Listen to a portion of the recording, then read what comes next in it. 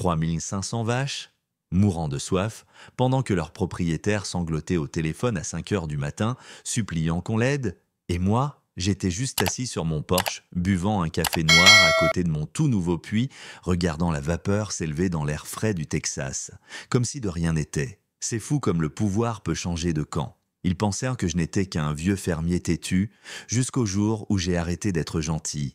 Laissez-moi remonter un peu. Je m'appelle Elijah Blackwater et ça fait 38 ans que je vis sur ces 20 hectares, juste à l'extérieur de Dry Creek au Texas. Assez longtemps pour connaître le ciel menteur, la terre fâchée et les voisins qui deviennent ennemis avec des colliers de perles et des bottes hors de prix. Mon grand-père a acheté ce terrain en 1952, pas seulement la terre mais aussi la rive est du lac Saphir-Bazin, environ 20% du plan d'eau. Et plus important encore, il avait sécurisé les droits sur l'eau et les minéraux. L'eau, c'est la vie, Ellie, il me répétait. Un jour, les gens comprendront. Eh bien, le vieux avait vu juste. Il y a environ 20 ans, j'ai passé un accord avec une voisine, Dolores Hanley. À l'époque, elle avait une petite ferme bovine, environ 500 têtes de bétail, et elle manquait d'eau. Moi, j'en avais en trop. On s'est serré la main. Un contrat de location simple. Elle pouvait pomper de l'eau sur ma portion du lac à un tarif ridiculement bas. Je trouvais que c'était la bonne chose à faire entre voisins. Mais Dolores n'est pas restée modeste.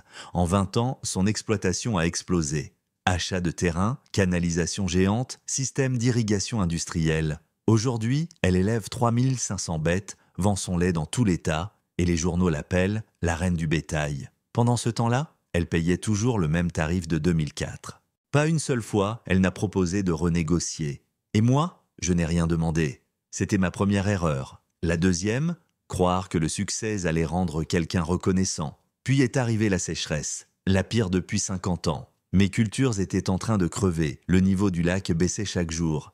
Alors je me suis dit, ok, il est temps de creuser mon propre puits. J'ai fait les démarches, j'ai appelé les foreurs, et un mardi matin, ils ont débarqué avec leurs machines. À peine creusé 20 pieds, qu'un gros SUV noir s'arrête. Et là descend Veronica Price, présidente du syndicat de copropriété. Chignon tiré, talons qui s'enfoncent dans la poussière, brandissant une lettre de cessation immédiate comme si c'était une décision de justice. « Vous ne pouvez pas forer, Elijah. Elle m'a lâché, sèche comme un désert. C'est contre les règlements de la Shoah. Ça nuit à la valeur des propriétés. » Je l'ai regardé, moi, en bottes et salopettes pleines de sueur. Et j'ai pensé, « Madame, ma famille était ici bien avant que votre petit règlement n'existe. » Mais je n'ai rien dit. Pas encore. Et puis, vrombissement d'un pick-up, c'était Dolores, bien sûr. Elle est sortie de son gros Ford, bottes en cuir d'autruche, Stetson incliné comme une star de rodéo. « Elijah », qu'elle me dit, sans même un bonjour. « Faut qu'on parle de ce puits. » Je croise les bras. Pas grand-chose à discuter. J'ai besoin d'eau pour mes cultures. Elle ricane. Moi, j'ai 3500 bêtes à abreuver. Ton petit projet personnel met en danger toute la nappe phréatique. Petit projet personnel. Celle-là, elle m'a piqué. « Dolores, au cas où t'aurais oublié, tu loues ton eau chez moi. » J'ai répondu calmement. Et elle s'est mise à rire. « Sérieusement? Ce vieux contrat? Elijah, je te paye des cacahuètes depuis 20 ans. C'est moi qui fais tourner l'économie locale. Toi, tu n'es qu'un petit agriculteur borné. » Et Véronica en a remis une couche. Le conseil a voté à l'unanimité. Aucun nouveau puits. Si vous continuez, ce sera 50 000 $ d'amende, plus un procès. Et pour info, Dolores siège au comité de l'eau. On sait exactement ce qu'on fait. Elle pensait à m'avoir coincé, pensait que j'allais encore me coucher, comme d'habitude. Mais ce qu'elle ne savait pas, c'est ce que j'avais dans mon vieux classeur étiqueté « à garder absolument », celui que mon père m'avait laissé. Cette nuit-là, j'ai sorti tous les papiers. Les actes de propriété de 1952, les plans cadastraux, les droits de prélèvement sur le lac, tout était là, noir sur blanc. Et légalement, la portion du lac Saphir, y compris l'accès à l'eau, m'appartenait. Hors de toute juridiction de la Shoah. Dolores, elle pompait illégalement des millions de litres par an, depuis 20 ans. Alors j'ai fait ce que tout homme digne ferait. Je suis allé au prochain conseil de la Shoah, en bottes pleines de poussière, dossier sous le bras. La salle était bondée, commerçants, fermiers, voisins curieux. L'ambiance était électrique. J'ai déroulé mes papiers, calme et précis. Voici l'acte de propriété original, mon terrain, ma berge, mon eau. La Shoah n'a aucun droit ici. Véronica a blêmi. Le juriste de Dolores a lu le contrat de location, toujours en vigueur, toujours valable, et toujours aussi scandaleusement bas. Mais j'en avais encore sous le coude. J'ai sorti les données de mes capteurs hydrométriques installés en douce le mois dernier. Vos vaches tirent plus de 150 000 gallons par jour. Vous me volez depuis des années. Silence total. Dolores restait figée, bouche entr'ouverte, comme si, pour la première fois, elle comprenait que son règne était fini. Et là, j'ai souri. Pour la première fois depuis longtemps. Vous devriez peut-être vérifier de qui est le lac que vous videz depuis tout ce temps. Et croyez-moi, je n'ai jamais vu une salle devenir aussi silencieuse, aussi vite. Personne n'a osé dire un mot. Pas Véronica, pas Dolores, pas même son avocat à 1 000 $ la plaidoirie. Juste un silence épais, comme si l'air avait disparu d'un coup et que plus personne ne savait respirer. Mais moi, je n'attendais pas des applaudissements. J'ai juste rangé mes papiers, incliné mon chapeau et je suis sorti, lentement, calmement, comme un homme qui venait enfin de reprendre le pouvoir après 20 ans à être ignoré. Le lendemain matin, je suis retourné au chantier du puits.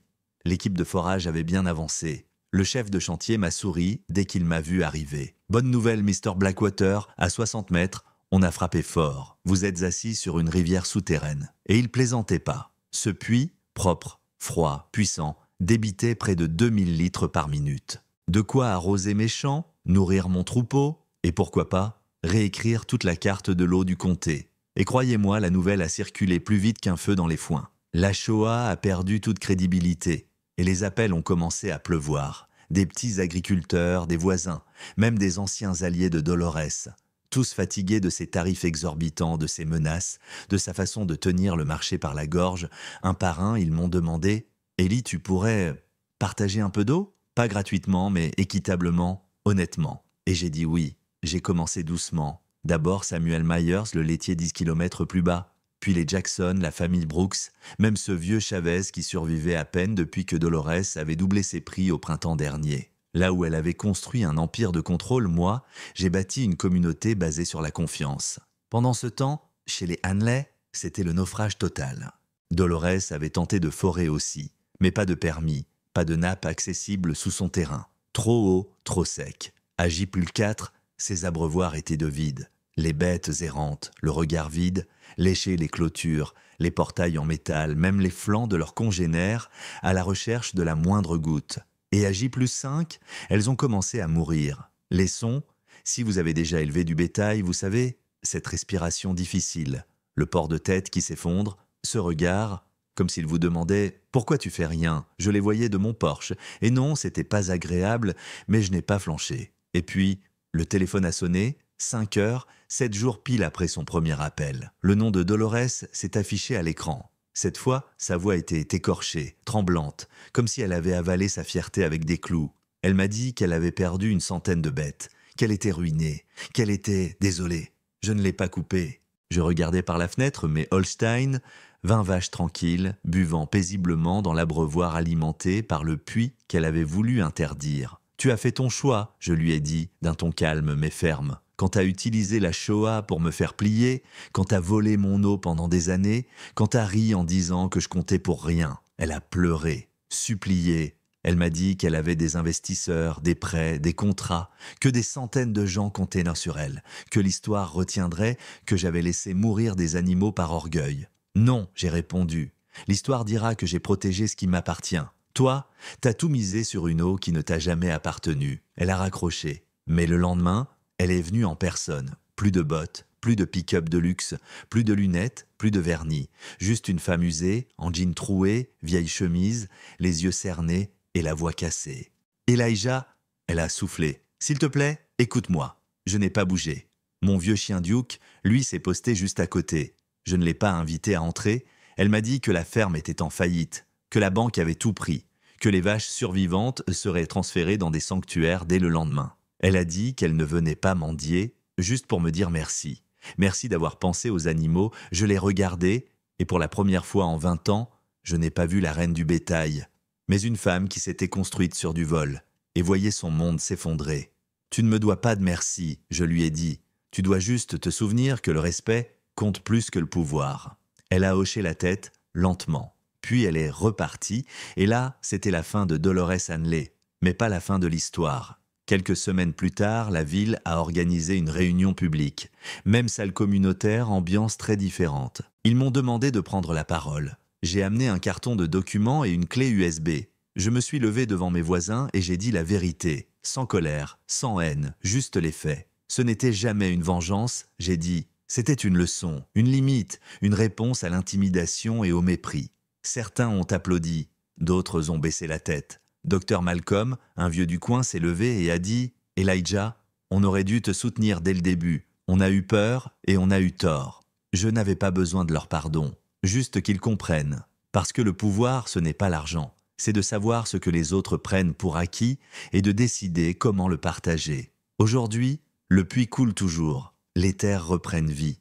Et ma petite coopérative, elle grandit chaque semaine. Et Dolores, elle vit chez sa sœur à San Marcos. Elle essaie de recommencer à zéro. Peut-être qu'elle changera, peut-être pas. Mais une chose est sûre, parfois c'est le plus petit fermier qui donne la plus grande leçon. Et parfois, le mot non est l'arme la plus puissante du monde. Et vous auriez fait quoi à ma place ? Vous auriez aidé Dolores ? Ou vous lui auriez dit, comme moi, trop tard ? Dites-le nous en commentaire. Parce que cette histoire, c'est pas juste une histoire d'eau. C'est une histoire de respect, de pouvoir, de justice.